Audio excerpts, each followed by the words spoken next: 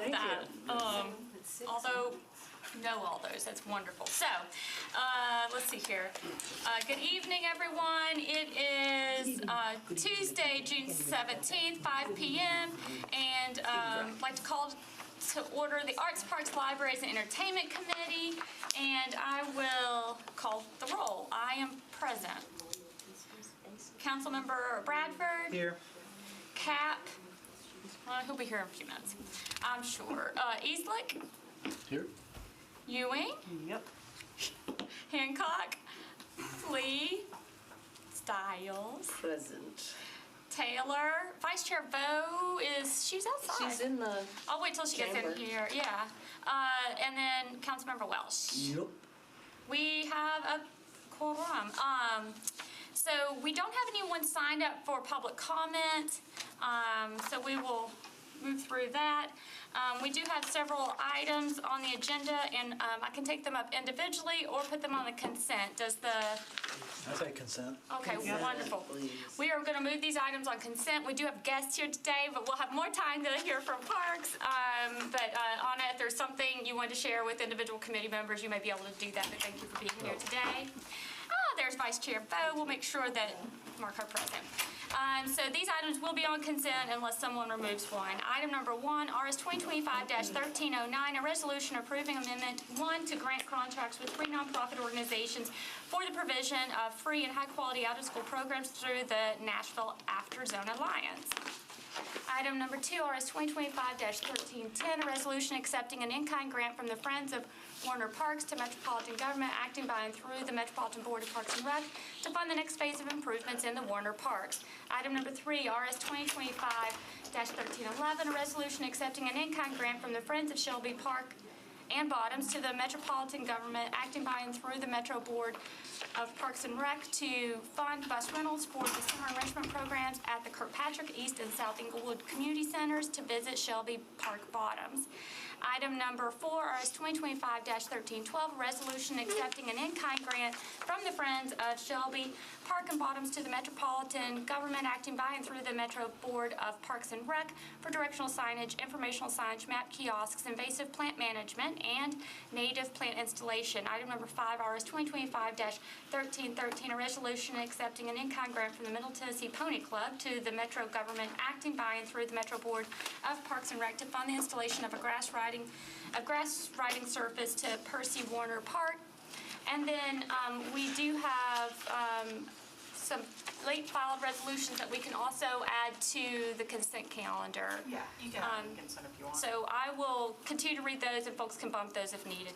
Item number 6, late filed resolution by Porterfield and myself, GAD, a resolution accepting an in-kind grant from the sister cities of Nashville to Metro Government acting by and through the Metropolitan Board of Parks and Rec to fund a commissioned art mural on the exterior sidewall of the Morgan Park Community Center, including future maintenance costs. Item number 7, a late filed resolution by Porterfield and GAD, a resolution appropriating a total of $1,526,540 to the Nashville Public Library to various nonprofit organizations for the provision of free and high-quality after-school and summer programming through the library's Nashville After Zone Alliance after-school and out-of-school time coordinating system. Item number 8, late filed resolution by Porterfield and GAD, a resolution approving Amendment 1 to grant contracts with various nonprofit organizations for the provision of free and high-quality out-of-school programs through the Nashville After Zone Alliance. With that, all those being read, are there any items anyone would like to take off of the consent agenda? No, just a question about the ponies. Are they going to be pink? Pink pony? Oh, no, that's the only thing that's been in my mind about the Pink Pony Club. Okay. I don't know if we have confirmation on the color of the ponies, but I think we'll do an official inquiry. I would love them to be pink. Hearing no one else with a question, is there a motion? Move it. Moved and seconded. Any further discussion? Hearing none, seeing none. All in favor, please indicate by saying aye. Aye. Any opposed? Any opposed or abstaining? Please let us know. All right. So thank you so much. That was official. Oh, and we do have Councilmember Cap. I did say you'd be here. You were right. So is it 8? She had faith So in you. is it 8 here? 8 all. Okay, thank Yeah, let's see here, 1, 2, 3, 4, 5, 6, 7, 8. Yes, sorry, I guess I could have looked up and counted too. 8. Thank you so much, Vice Chair Bo. With that, we're going to invite Tim, if you'll come up and introduce yourself. We're going to hear from you on Plan to Play and the presentation, and we've got plenty of time. We have 25 minutes. Yeah, It's okay. unprecedented. Can I Yes. sit with you? And if Okay. you'll please introduce yourself and department, and thank you for being here and battling the weather. Of course. I'm Tim Naich with Metro Parks. I'm an assistant director over the Planning and Facilities Development Division. And I think you know Kevin, Jackie Jones Jackie. is the PIO for Parks. And she's here too in case there are other questions Oh, that wonderful. I don't have a good handle on. What I think I'm here to do is to give you really just kind of an overview of Plan to Play and where we are currently with it, and then happy to answer any questions. That would be perfect. I think if we have questions, we are not shy, and I think members will just jump in and ask. But Yeah. yeah, if you'll also kind of set the stage, I think we had this shared too, is just when's the last, for me, maybe others already, especially some of the second-term members probably know this drill, but where we, like, when's the last time we've done this time of plan, the strategic, all that stuff, that would be helpful to me. Maybe if other members would be comfortable hearing that as well. Sure. Well, the first Plan to Play was in 2017. And typically you do an update every 5 years, but here we are, 7 years out, and now we're doing an update. So we're not starting over, we're not throwing out everything from 2017. This will really be a supplement to that plan. So it's not, the scope is a little bit more focused, and the kind of the action or implementation component of it is only going to go forward for about 5 years. So this is kind of an interim kind of update to the plan. Okay. There's a lot of good information, a lot of sound recommendations that are still in Plan to Play. We talked to 9,000 people when we went through that process, so we don't want to throw all of that out, but we do want to make sure that as we look forward, that the department's actions reflect current let me rephrase that. There are really kind of two overarching questions that we're asking. One is, what did we miss in 2017? Because a lot has changed. And then what should our current priorities be looking forward? So in the round of public meetings that we just had, that was kind of the way that we framed a lot of the discussions. That's the way that the online survey, which is still open, frames a lot of those questions. So that's kind of a starting point. It's an update with kind of a narrow focus scope to it. It will address issues in the same way that we did in 2017, which is land, facilities, programs, greenways, operations, and finance. So those are kind of the categories of recommendations that we have. And we're going to start out with what, for the time being anyway, we're calling State of the Parks. So that is a look at all of the recommendations in 2017, because those are really, we're going to use those as kind of benchmarks for how we're doing. So the status of all of those recommendations, what has been implemented, what has yet to be implemented, what may no longer be relevant. So that's kind of a starting point, status report on the plan itself and the department. Then we'll do a demand and needs assessment. So a big part of that is the public engagement, and I can get into some of the details on that here in a second. But that's not the only thing we're looking at. We're also looking at peer cities on a number of key metrics. We're looking at recreation trends nationally. We're looking at best practices nationally. So this is a really, it's similar to what we were doing in 2017. Again, we're just kind of updating all of that. But all of those inputs will, and population growth, of course, is a big change. So, and all of those inputs are going to then inform the action plan that comes out of it. The greenways piece is going to be more robust than it was in 2017. There will be a condition assessment of all Metro Parks facilities. That's already largely been completed.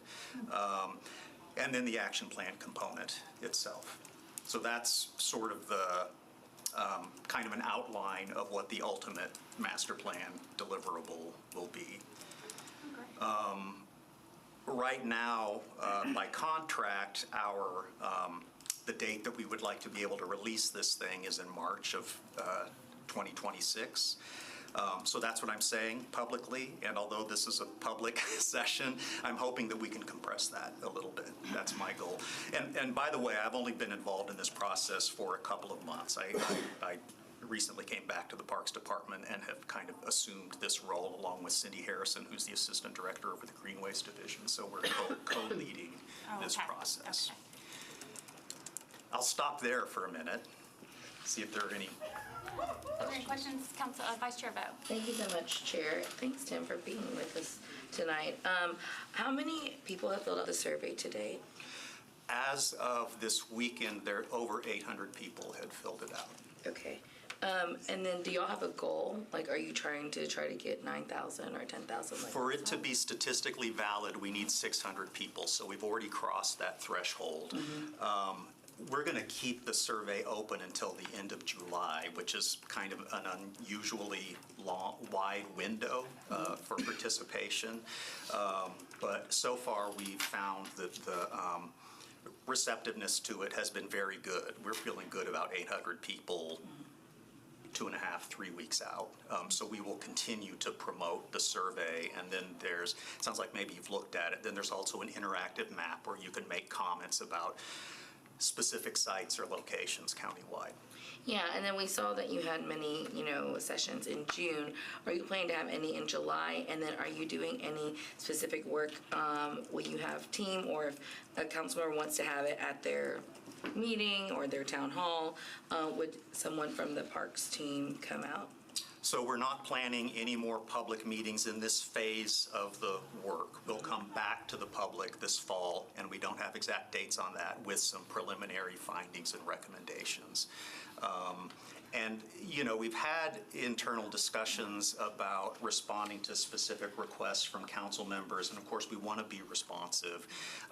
We also want to the best of our ability, sort of be geographically equitable, and so we can't do it in 35 council districts. So then I think in discussions with the director, I think we've concluded that we should not then respond to specific council member requests. Am I saying that right, or can you say it better, please? We're not doing council member outreach on this I think with meetings. one of the biggest issues would be if certain parts of town had gotten together and they want a bunch of people to come out for certain council districts, then we have a plan to play program come out, and then people say, you didn't come to. Well, that would be the direction to give us, right? Like, Yeah. hey, what makes it capable with us and our resources and our time and ability is if we can do geographical areas and then try to do those. And so, and I think. So if you coordinate with us, I think that's going to be, for those of us in West, for example, that's not out in Bellevue, we can probably all do one together. But I think the hardship for council, as everyone knows, it's been budget. So every evening for almost 2 months has been something related to a budget hearing, et cetera. Yeah. And so getting kids out of, getting families focused to be able to put feedback into this is I understand. And then I think the one issue, we did this, but I don't know how many folks. Jordan actually called me and said, Kevin, we're having one in Hermitage. I didn't know about it. And then he calls me and I said, you got an email? And then he goes back and looked, and he had the email, but it's like you said, he was busy. That is going to be kind of the constant thing, but also I think everyone knows I was looking for it, so I got to see the email. But it is it's always a great. I think I've been asking you since I've realized that in the Parks Department. Since we realized you were going to have a plan to play since last year, to please come to the committee I think I've been saying that, haven't I, council members? Like, please come to the committee, engage the council as much as we can to make sure we're getting, folks focused on this. I think my concern has been, are we reaching, all of, what is your target of getting the community feedback? Obviously, different areas, I don't know how many people we're having present in person, but that seems to be a really good component, with the exception, and one of the demographics of the feedback. And I don't know if we're able to tell that or not. But I think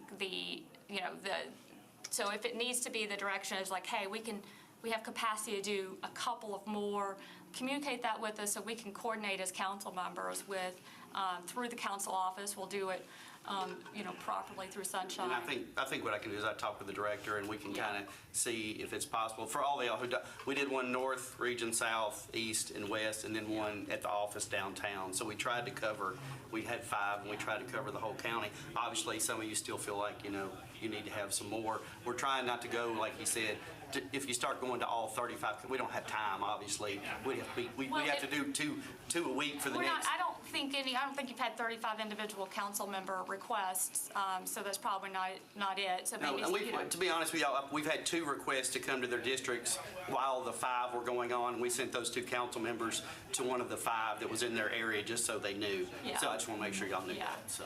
Yeah, no, I appreciate that. Vice Chair Bodie, do you have some additional questions? And then Councilmember Ewing. I'm okay for now. Okay, Councilmember Ewing. Thank you. So I had a quick question about the condition assessment. You said that is going to be complete sooner than the rest of the, at least it sounded like you were saying it's going to be completed sooner.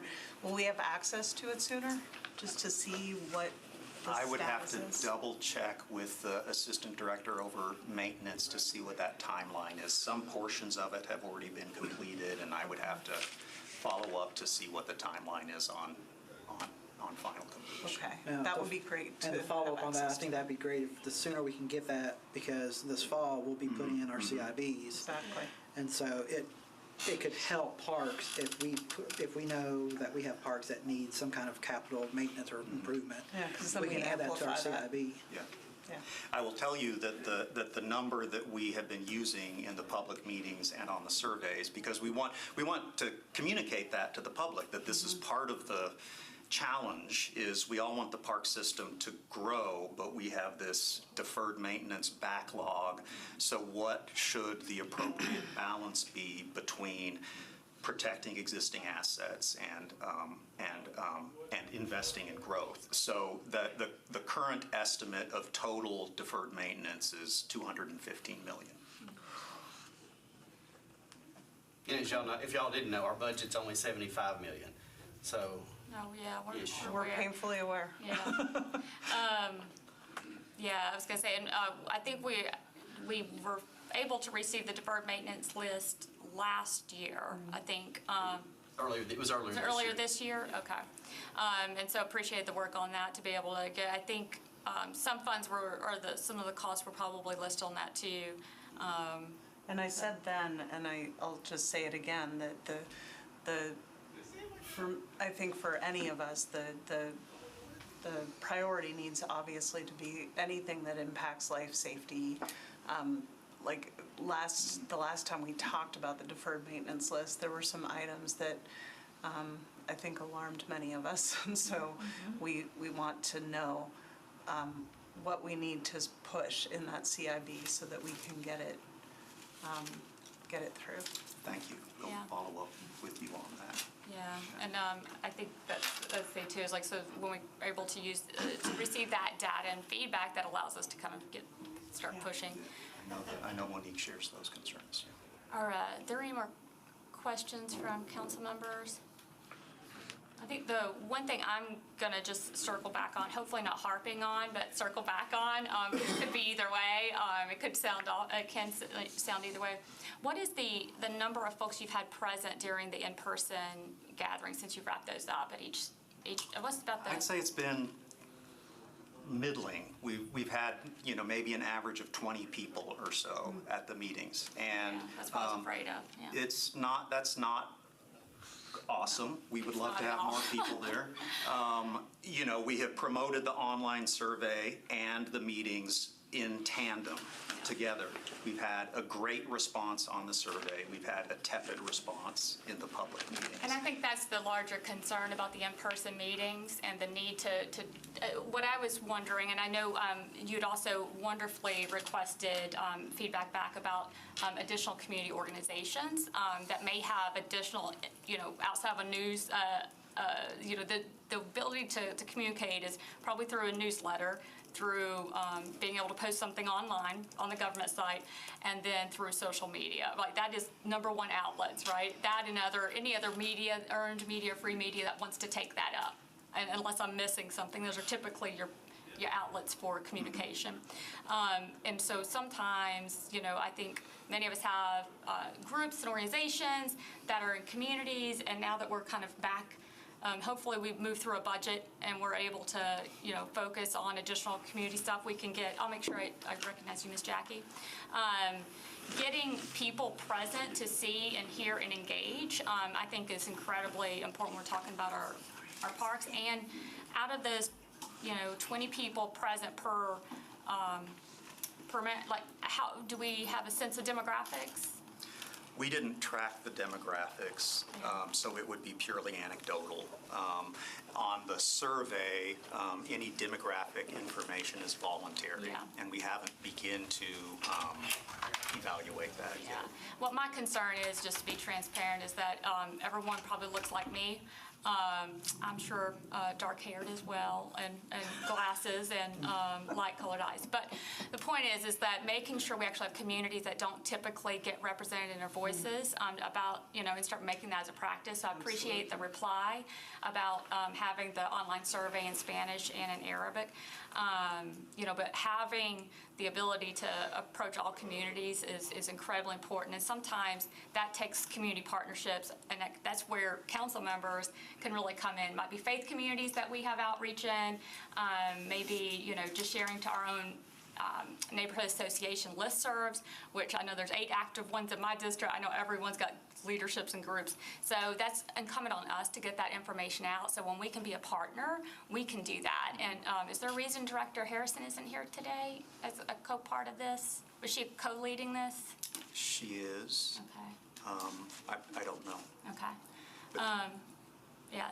Council, Vice Chair Vo. Mine is just Robert. Can you tell us what peer cities are you looking at when you say that?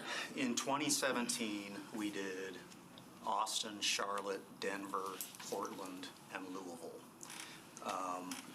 We have not identified the peer cities yet for this round. Is there a reason? Are you doing it after the survey then? I'm just wondering why, the peer cities aren't decided. Well, with the peer cities, we're sort of gathering metrics on those peer cities, number of staff per capita, capital budget, operating budget, things like that. So it's those kind of quantifiable comparisons to see where we are within that context. Okay, so that's just coming later. Okay. Yeah, and then I would just suggest, next time, when y'all have the meetings, if you have them geographically, reach out to the council members so we can elevate them, be there. Because I think us being hey, we're going to be at the Plan to Play, versus I think when we got it, many of us couldn't attend, not because we didn't want to.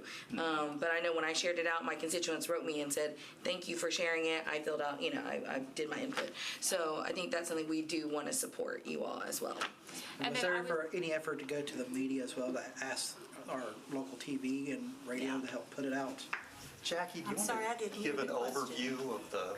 Yeah. of- What was your question? I didn't Was hear there it. outreach made to our TV and radio media? Oh, of course, and to we've had push 2 it out? interviews that have resulted from the outreach. But I wanted to address something that you said in regards to reaching out to the communities. We have, in addition to earned media or legacy media outlets, social media outlets, we have reached out to various civic, community, and ethnic groups as well. Oh, good. And we have a pretty extensive list. The problem with some of the groups, as if you live in an ethnic community, you may know this, that the contacts are constantly shifting. What you had last year may not be the contact this year. Always, yeah. So even though we sent it out, there's no way, because it is an extensive list. Yeah. It's a little bit difficult to check each and every time, and that's why we're always looking and always happy to get, if you have the most recent contact or a contact that we may not have in our list. Yeah.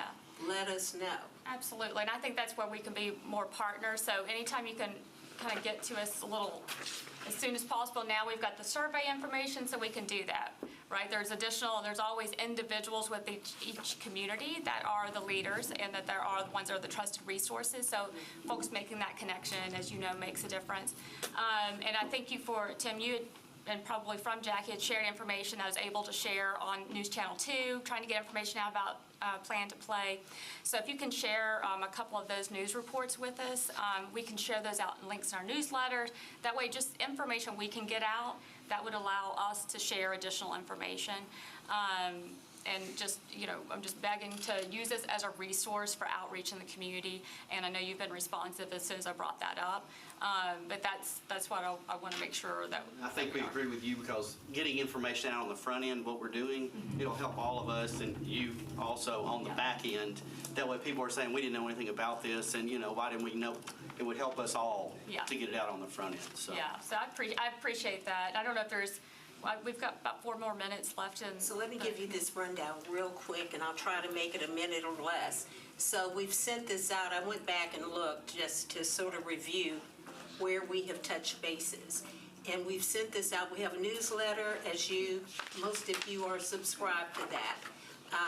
We have 21,000 subscribers, so we're real proud of that. So notices about Plan to Play or the Plan to Play update went to those 21,000 subscribers to our newsletter. In addition, we had postings on social media, which is Facebook, Twitter, X, and Instagram. We had flyers distributed to all the libraries, to all the community centers, to all the golf courses, and and the Centennial Sportsplex, nature centers. All the big facilities. We are known, Metro Parks is known as being a great distribution center for information. So we had that, and of course, we had our media advisories and news releases go out to all the media stations.